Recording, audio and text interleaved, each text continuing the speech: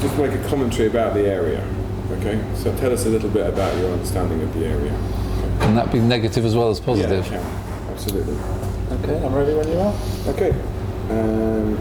Introducing. Can you give us one before you go, and you can cut and split this. If we mess up, we'll just roll through it. Yeah? Exactly. Okay, Michael, would you like to introduce yourself, please? Hi, I'm Michael Richards, co-owner of the Dartmouth Arms in Forest Hill and the Dolphin in Sydenham. We've been trading here for 8 years, set up in 2004, and found a nice little spot catering for the local people who couldn't quite find what they wanted in the area. Fantastic. Can you tell us a little bit about the success of your business, both here and in the Sydenham context?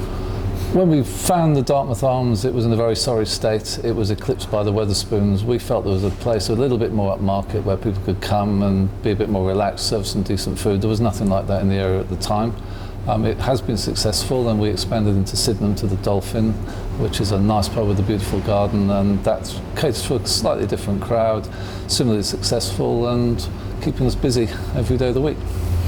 And could you give us a commentary about this area and Sydenham and some of the highs and lows, I guess, from your experience over time in this place?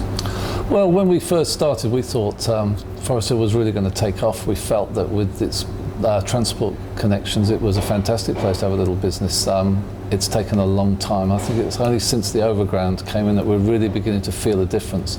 When I first moved, stop on that one. Evelina, turn that phone off. Where was I? When you first, the beginning of that one. Okay, tell us a little bit about how your feelings about the area over the time that you've been here and sort of the highs and lows. When we first came here, we felt that it was a real good place to set up a business. We saw great potential for Forest Hill, fantastic connections to all parts of London.